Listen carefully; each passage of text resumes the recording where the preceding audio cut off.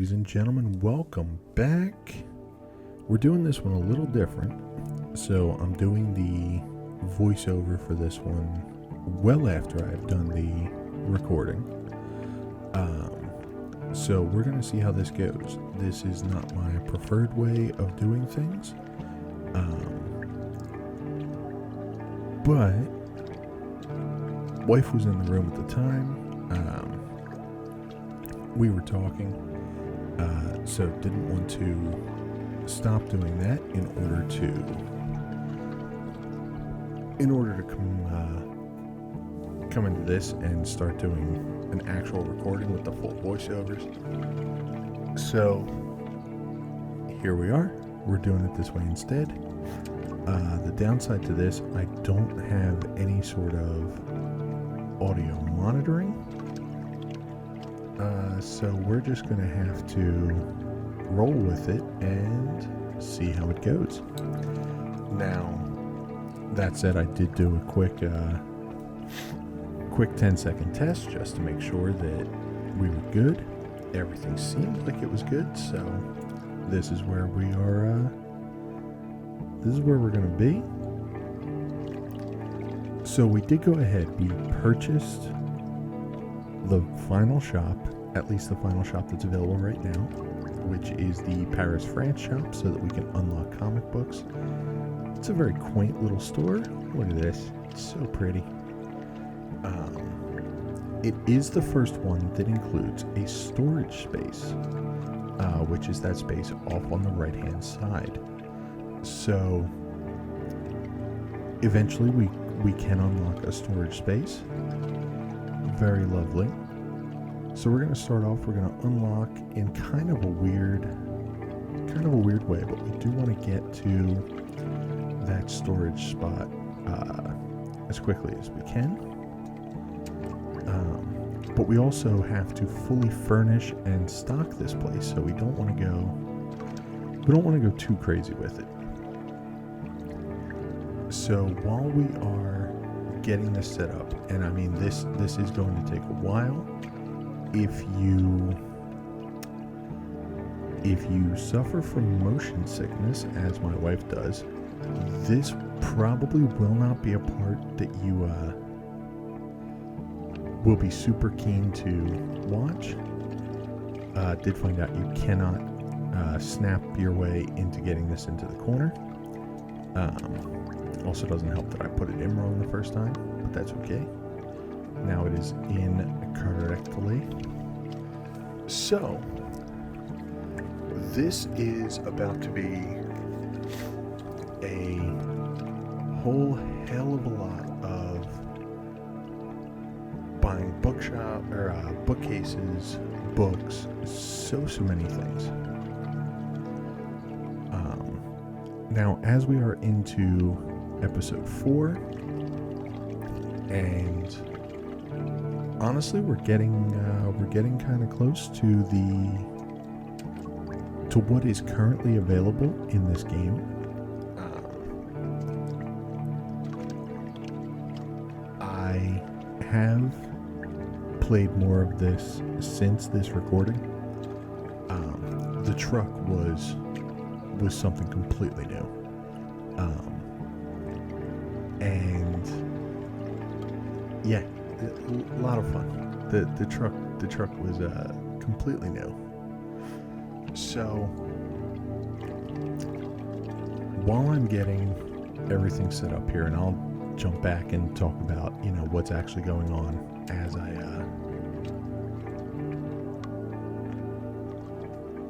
as I see things. One thing I noticed, it took me an egregiously long time before I did, but that bookmark table, the bookmarks display facing both sides, but there's not a client facing side that I noticed. So something I'll have to try eventually is actually putting that in the middle of the floor and see if people can actually shop from both sides. Hopefully I remember to do that. But this is just going to be a lot of running back and forth. So as I said, if you have any sort of motion sickness, as my wife does, this is probably not something that you want to actually watch. Just, leave it on in the background. Have a listen. We're 4 episodes in. As I said, we're nearing the end of what is currently available. And I finally came up with a title for this series. Seeing as I was, in fact, a bookseller, and anyone who enjoys books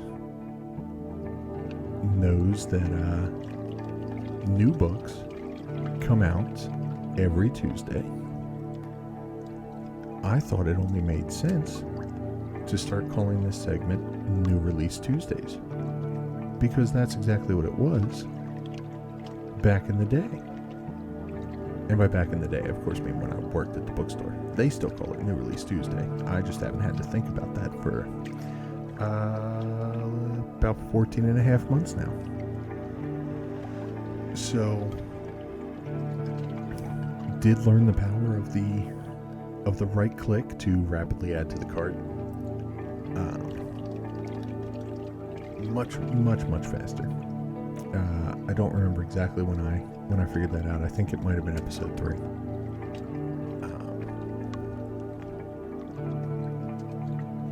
That just goes so much faster, and you can probably see the downfall of what's about to happen.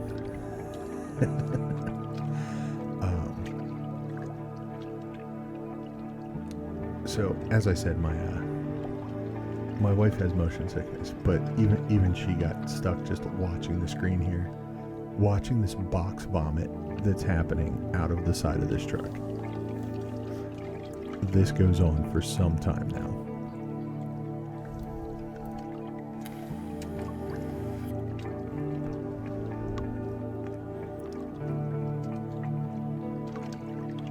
And it's just going. All right, there we go.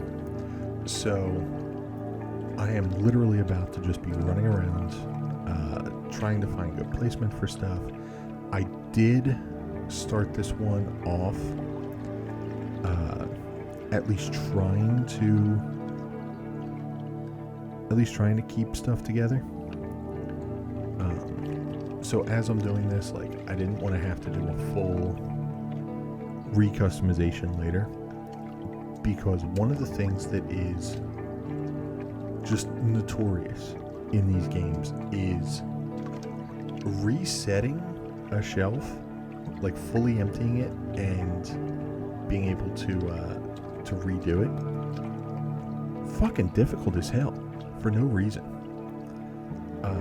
We just, not that many updates ago, got a basket in Supermarket Simulator so that you could pick things up and easily move them around. I have not seen anything like that in this. And if you do grab an armful of books, because I might end up doing that at some point, you can't put them down. You can only put them onto a shelf. So it's a tedious process to try and move things around once they're placed. So I really tried my best to at least get off on the right foot here.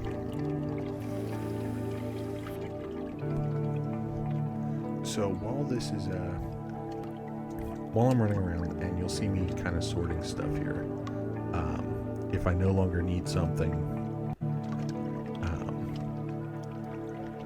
I'll just chuck the box off to the side. I don't know what every book in this game is based on. And you see me there, just hang on. How do I want to do this? No, that where I put it was fine. That'll work. There's going to be a lot of that. So in the meantime, let's do some stories. Who doesn't love a good story? I do apologize for the lack of background music. I'm hoping that this comment won't make a whole lot of sense, and I will figure out a way to put some music in this. I am in no way proficient with Adobe Premiere, which is what I'm using to record this voiceover. So I'm doing the voiceover while watching this live. I don't remember every little thing that I did, and as I said, I've played more since this. So I'm just trying to think, like, what genre is this? Is this horror? I think this is horror that I'm looking at right now. Honestly, I'm looking at this in a very tiny window, and I could probably figure out how to full screen this, but since I'm already in the midst of recording, I don't want to go messing with things, just in case it like pauses what I'm doing. So hopefully I'll be able to add music, and my comment about not having any will not make sense. In the event that I am unable to do that, I apologize that there is no background music. As I said, I was talking with my wife as I recorded this, so at times you'll just see me like kind of stop and get distracted because I'm talking to her.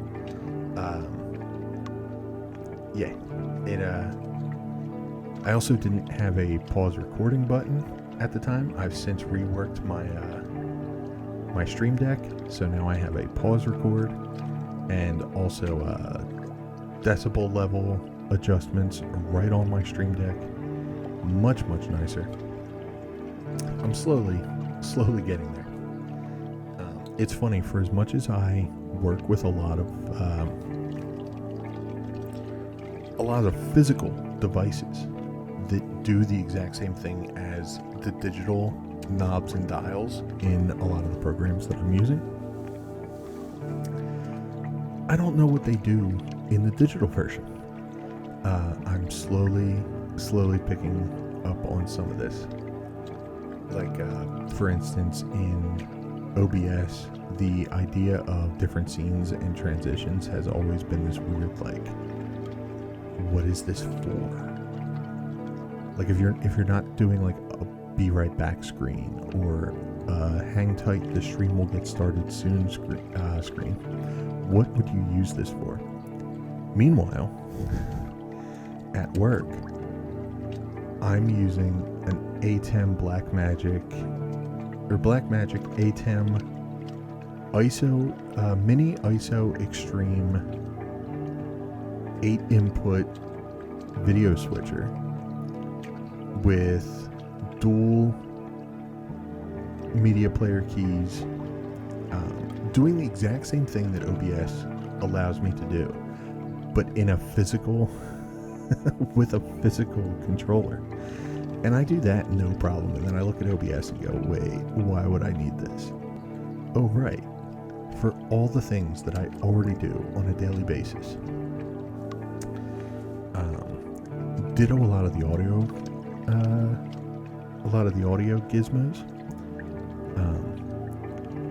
I know what the gain knobs do as far as Adobe Premiere and OBS, but not a whole lot more with the audio, where the audio is typically what I'm mixing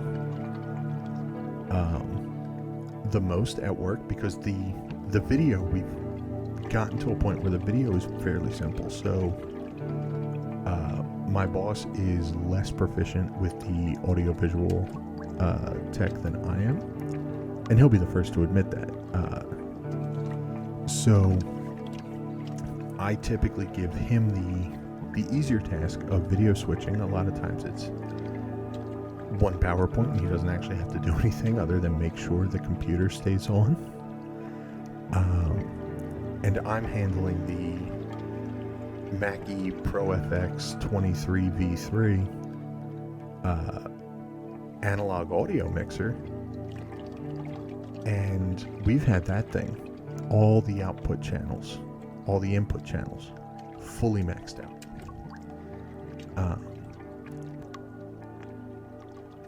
And I'm, running all the knobs, making sure everything's fine. People are changing microphones on me, so I'm swapping all the EQs, everything on the fly, and I have no problem. And then I get to something that is way simpler, like OBS, and I'm like, what am I doing?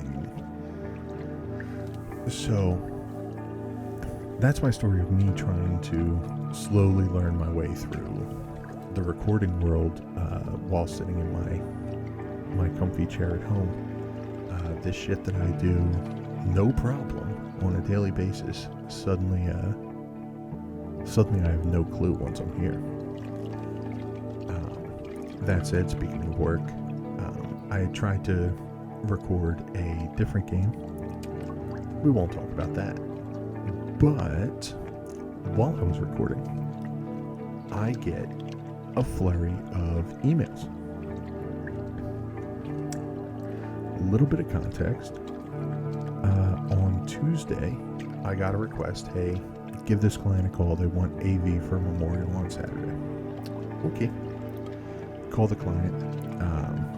We go over a few options, but really, there's no need for this client to pay for a screen, a projector, the whole nine. Instead, I'm like, look, what if we just go with a TV? It'll save you money. You won't have to pay setup and strike costs. I will literally just wheel it in, plug it in. It'll be good to go. You send me the the presentation, the video, whatever it is. You send that to me, and I will get it loaded. Send it to me, and he asked me, he's like, when would you need that by? I said, send it to me no later than Friday afternoon. Your event is on Saturday. Send it to me Friday. And he's like, you know what? That's perfect. That gives us some time. I appreciate that. Thank you very much. So I got off the phone with him, immediately sent him an email. Hey, it was great talking to you. I wish it was under better circumstances. Here's what we agreed to. Please send me the files by Friday afternoon. I'd honestly forgotten about it until it's currently Friday. It was about an hour ago. It's a little after midnight now. At 11:11 p.m. on Friday, when his event is, I want to say, in 12 hours, he sends me an email. Hey, I'm adding my wife and daughter to this email chain so that she can send you the file.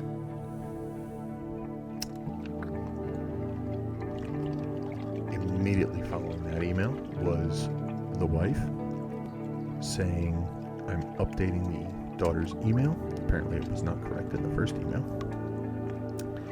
And then immediately following that was the daughter sending me a download link from a website I've never seen, never heard of, with a please confirm receipt line at the end at 11:11 in the evening. To which I immediately texted my boss and said, hey, you ever get those clients that you just want to ever so slowly strangle the life out of? And he said, oh boy, what's going on? And so I explained the situation to him. He goes, that is fucking ridiculous. And I said, I don't disagree with that sentiment. So instead of having my weekend free, I guess I'll be waking up in about 8 hours, running down to the office, making sure that the client's shit works, and we will see what happens from there. It's gonna be fun. yeah, we'll see what happens. So that's my current story time. And would you look at that? I'm about halfway through the boxes at this point. Don't need that one. Come on. Come on, Zeraplays, you can do it. That bookmark that I just threw with the bookmark with all the books, my wife and I were laughing about that because my wife looked at that bookmark and went, wait, I think I have that bookmark. It's a bookmark that she had picked up from the place I worked at that said something to the effect of, I have no shelf control. And I must admit, for the two of us, that is entirely accurate, because we have, according to the Libib app that we painstakingly sat there, we joked about it, called it inventory because we had a trouble table and everything. We have 851 books in our library. That does not count comic books and old books that came out prior to the establishment of the ISBN. So that lovely 13-digit code on the back of every book, right by the barcode.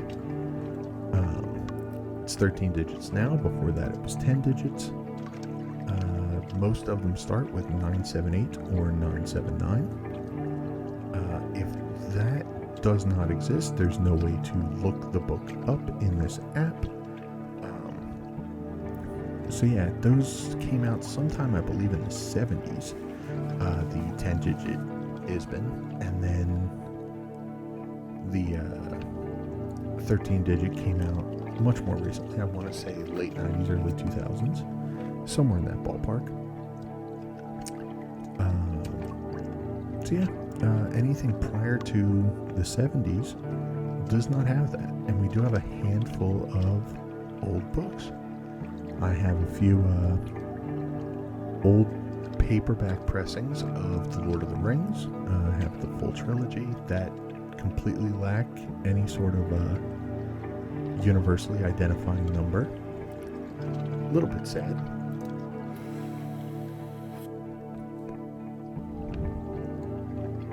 So we definitely have a handful of books. I definitely put my employee discount to good use the entire time I worked there. My to-be-read list, if anyone is curious, is multiple book cases. Not multiple books, multiple book cases, which is something I would always tell clients, or customers rather, when they would come in and they would say, I feel so bad, I'm buying 2 more books and I haven't read the ones that I still have like 5 books in my to-be-read pile. I really shouldn't be buying these too. And it's like, yeah, you see this stack of like 6 books? Yeah, I'm buying these, and I have like 2.5 book cases still to read. Oops. And I find that I do most of my reading while I'm laying down trying to go to sleep. Probably not the best for me, but whatever. So I do a lot of reading on my phone through one of the big apps.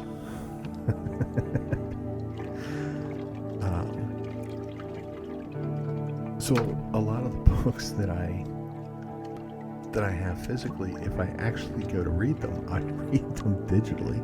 So I've bought many books more than once. In fact, my favorite book series, which would be the Dresden Files by Jim Butcher, I own not only digitally, but in multiple formats physically.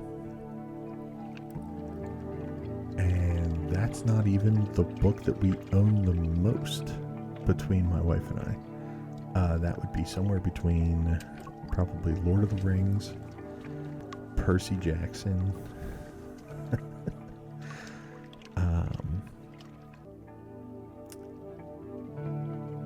Lord of the Rings, songs I think I have in 4 different formats. Percy Jackson, we've got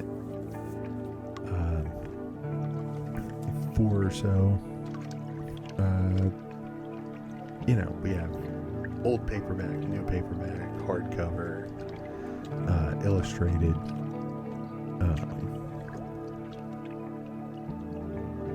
So yeah, slowly but surely. Speaking of Percy Jackson and whatnot, needed a book shelf for the young readers' books here.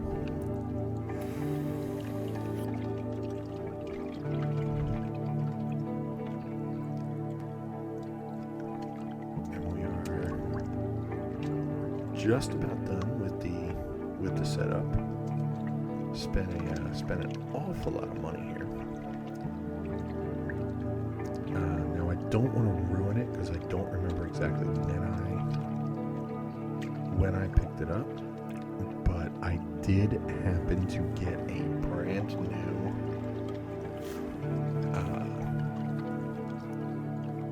brand new legendary book out of the used books. I don't remember if I did that this episode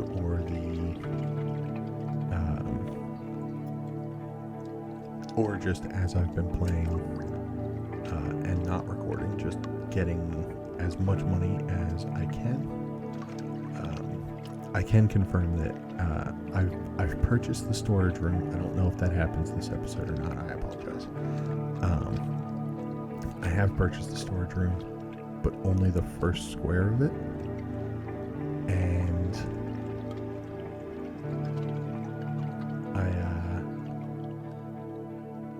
I've not gotten too awful much more expansion than that. So our used books, we'll see if we get the new legendary here. I don't think that I do, but I might.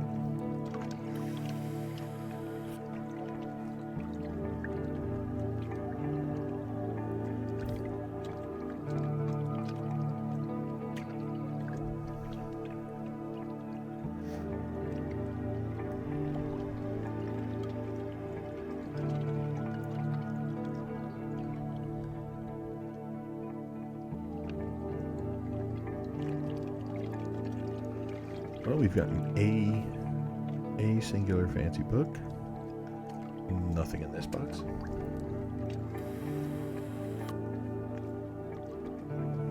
Well, 2 fancy books in this box. Isn't that lovely?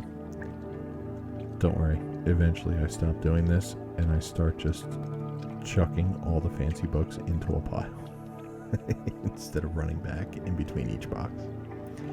I do eventually learn my lessons in this game. It just takes me a while. That said, we're a little more than halfway through the recording, so that's nice. Yep, another fancy book. Got to immediately grab it and put it somewhere.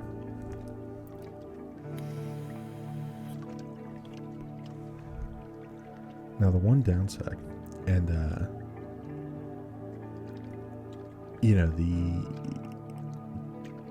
the way Adobe Premiere is set up is not the way it looked last time I used it. Because for a while there I was, recording stuff in OBS, but I was using Audacity to record the audio. Then I was using Adobe Premiere to mash everything together and do a couple of tweaks, but not too many. I'm not a huge fan of video editing. And the rig I'm using is not super robust.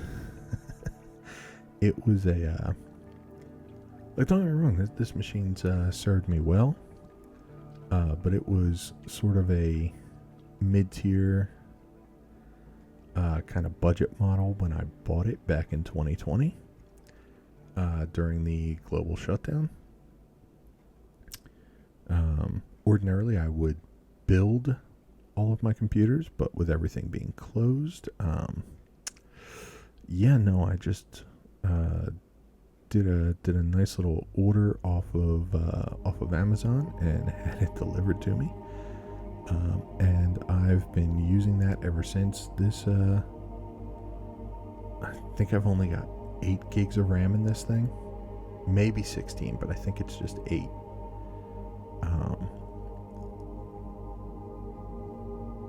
So yeah, doing like photo editing, video editing, it's not, it doesn't handle it super well. So I try and do as little editing as I possibly can.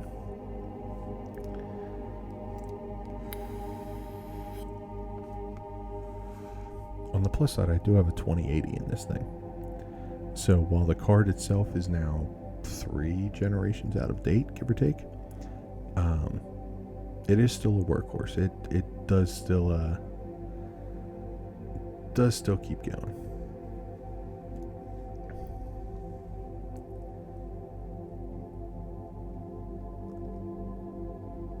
But Adobe Premiere is set up completely differently. I don't think I've touched this since probably around April of this year. So 7 months ago. So it's definitely been through some updates, and just recently I booted Adobe Creative Cloud and just updated everything. Updated my normal Adobe Lightroom, put Adobe Lightroom Classic on here, updated Premiere Pro, and now nothing is where I remember it being. And that's a little bit of a problem, I'm not gonna lie. So it took me longer than it should have to figure out where the voiceover buttons were. And not having any sort of audio metering is just driving me nuts, because there's no music playing. So I'm really just sitting here in silence, talking to myself while I watch this gameplay footage. And I forgot to grab a drink before I started, and that's really bothering me at the moment. Oh, but you know what? We're gonna do something a little sneaky, because my wife left her Coke over there, and while I think it's diet and sugar free, it will at least be something. So we're just gonna back away quickly and grab that.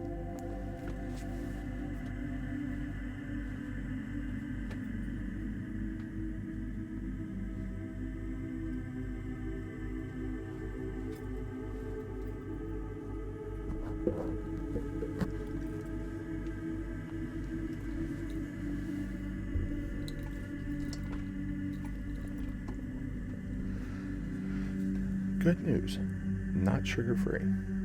It is Holiday Creamy Vanilla Coca-Cola.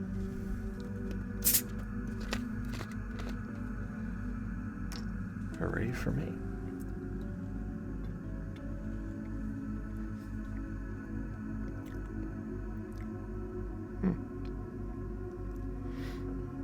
That's not bad.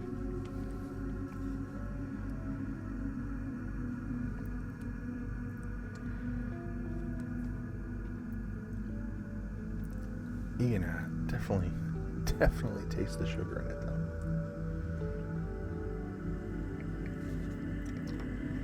But it is very nice having something to drink after just half an hour of talking.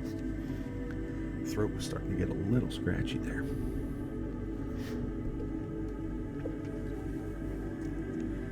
So we're slowly making our way up in level.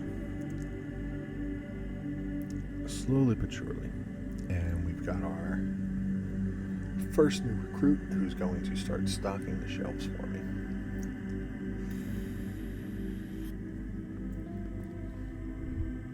And I will say that one person stocking the shelves, no matter what level their stocking is not enough. I think at the point I'm at right now, I have 4 people stocking the shelves, and even they kind of struggle to keep up.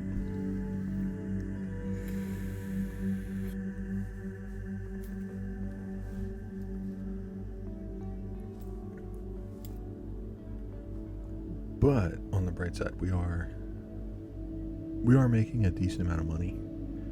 I think at the point I'm at now, it's like between 15 and 20 grand a day, and it's costing me anywhere from 4 to 8 grand a day in restock, and then bills are like another 2 or 3 grand.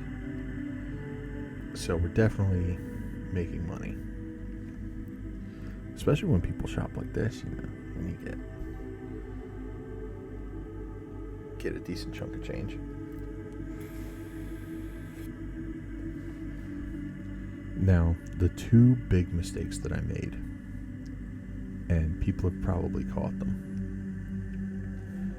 is you can't cross the street, you can't go any farther than this. The 2 big mistakes that I made are, that's as far as you can go this way. I didn't grab the books from my other shop, the legendary books, that is. So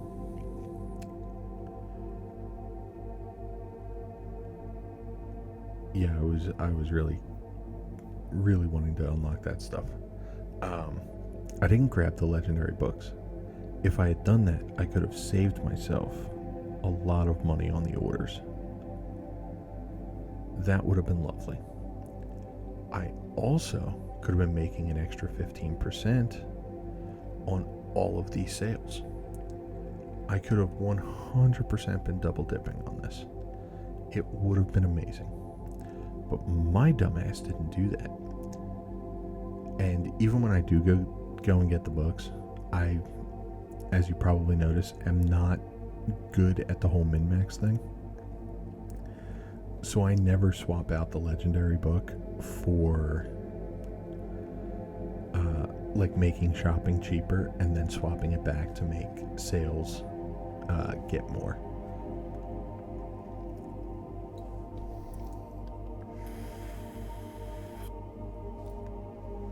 Something else that I learned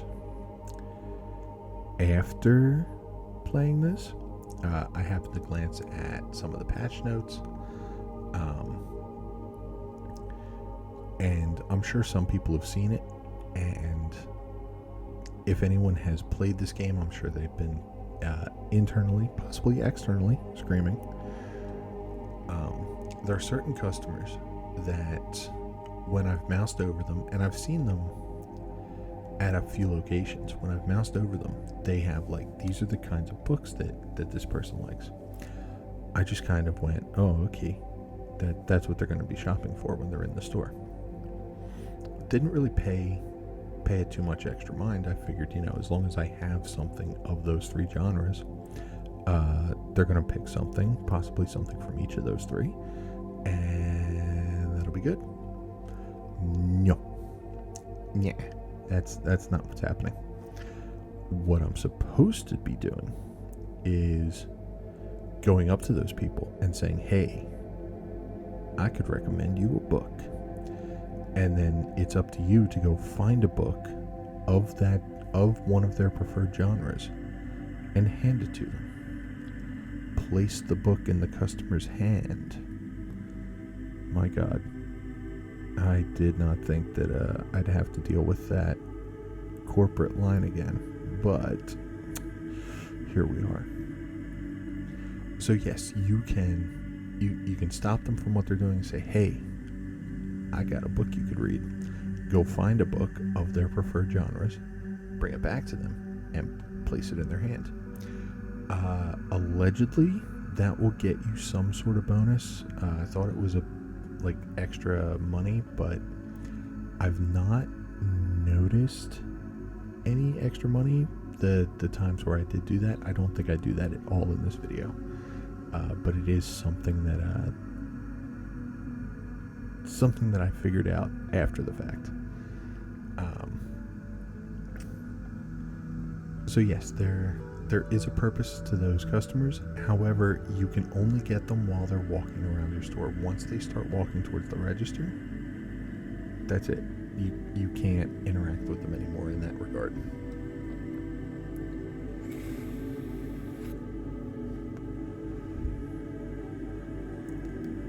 So I do like the layout of this shop.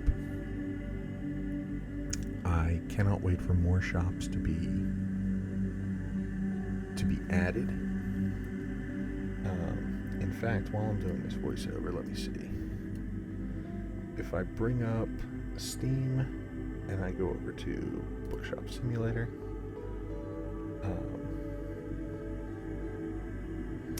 yes, the customer recommendations, it is currently November 22nd. This update came out November 14th. So this update's been out for a week and a day.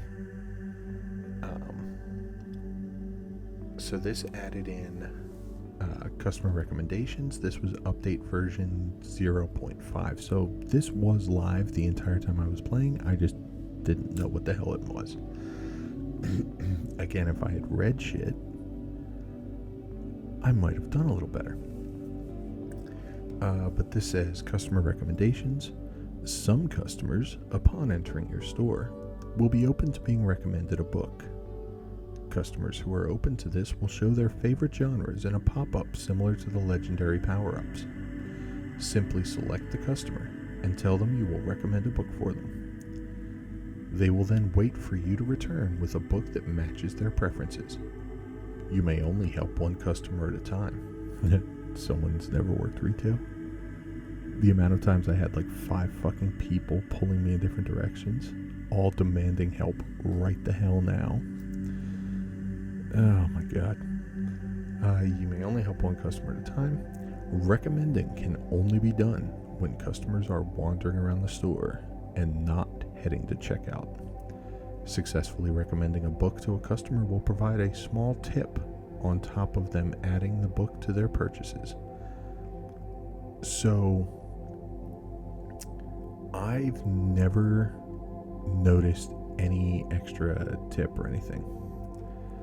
So, it might have been there. I might just not have seen it. A little sad. But yeah, so I will definitely have to be on the lookout for that, and everyone else will also have to be on the lookout for that when episode 5 rolls around.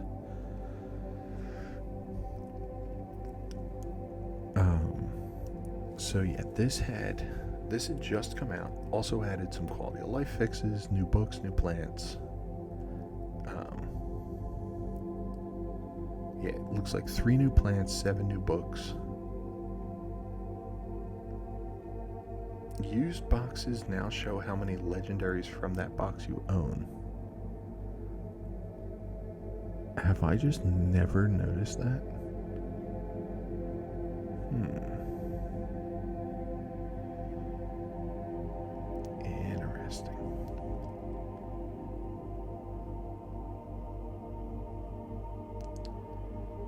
Interesting. I will have to keep an eye out for that because that's something I had never seen either. So this book released into early this book. It's only 12:35. I'm awake, I swear. As I pilfer all of the legendary books from my other stores. Bookshop Simulator released into early access on September 16th, 2025. So it has been out for a little more than 2 months in early access. The reviews are currently sitting at overwhelmingly positive. I 100% agree with that. That's 95% of the reviews in the last 30 days are positive. Overall, 397 reviews, and 97% are positive. So wait, 97% are positive, but that's only very positive.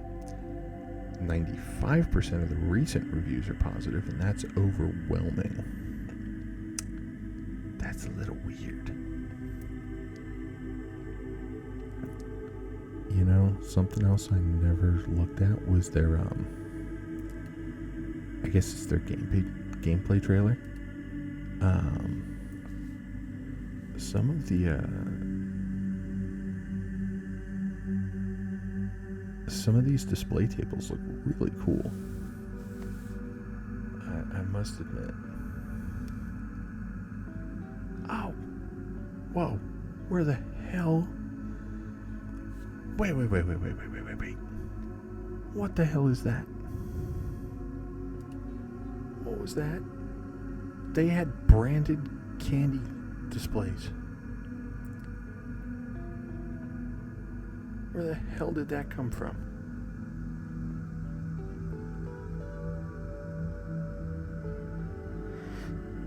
This is crazy. Yeah, they have geeses and dorks as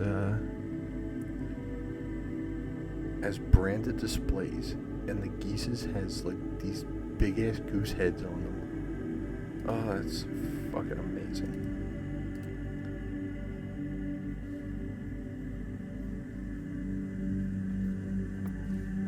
Oh, well, that kind of ruins that a little bit.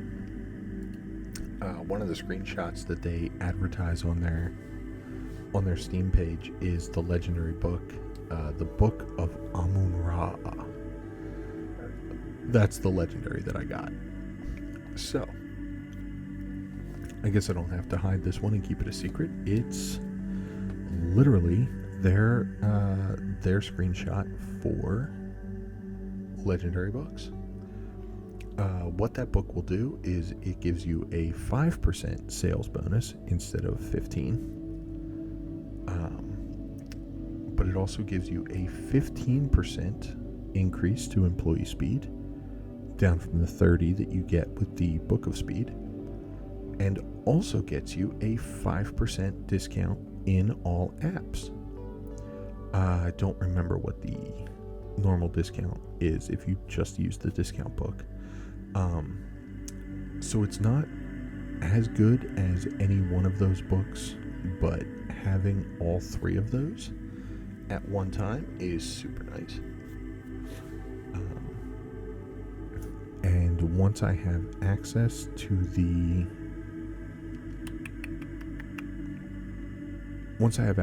legendary dual display case, I can have the Book of Amun-Ra, the current increased sale book that I use, and either the Book of Speed or the discount book, or the one that gives me $5 every time somebody enters the store.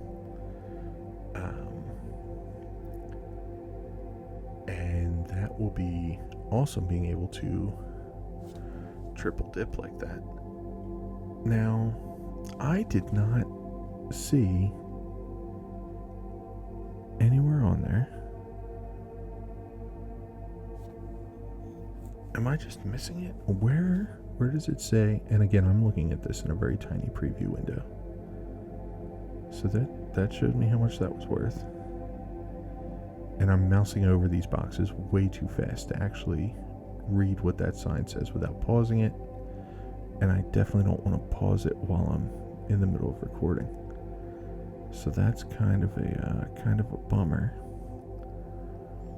Do I stay moused over any of these long enough to read that?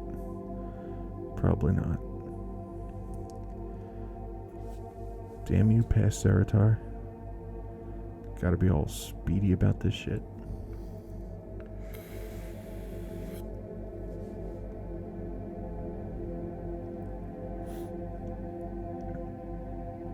Come on, just stay on one of them long enough. God damn it.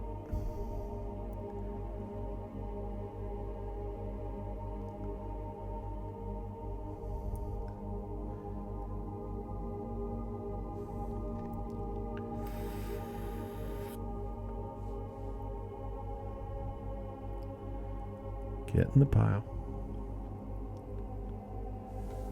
Let's see.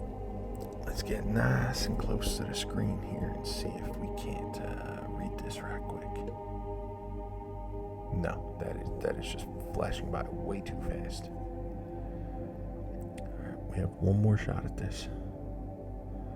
One more chance. Come on. Just stay on the box for just a moment. Yeah, you're looking at the rare book prices. Damn it. I wanted to read that, though. Alright, well, I guess we'll see when I do episode 5. I'll try and keep an eye out for those fucking boxes and see what happens. For anyone that goes nuts because of the way these boxes are stacked, and by stacked I of course mean just carelessly thrown fucking everywhere. Yeah, that does go away, I promise. Once I have the storeroom in place, I do just fill it with shelves and make sure that I don't think everything has a home, but most things do end up having a home.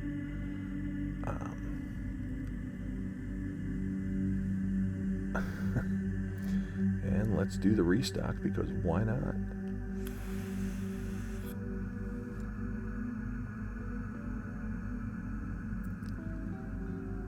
Lovely stuff there.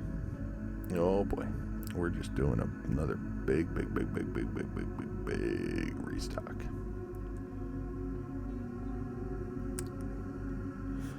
All right, truck, time for box vomit.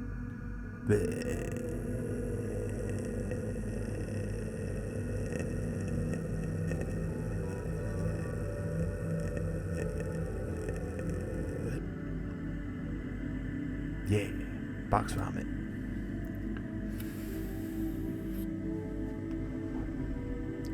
Slowly raising our stocking level.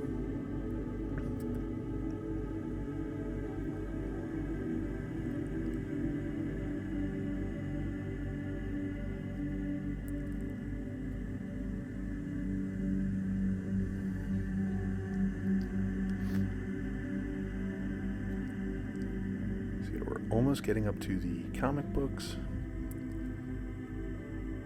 I'm actually not sure what my current shop level is here. I know we're not 20 yet, but we're slowly getting there. And I promise, once I've got stuff more situated, we will start actually decorating the stores and making them pretty.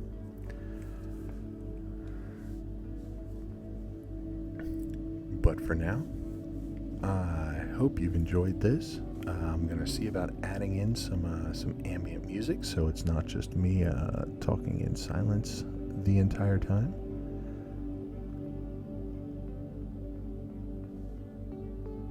I hope you've all had fun. And I will see you next week for another New Release Tuesday.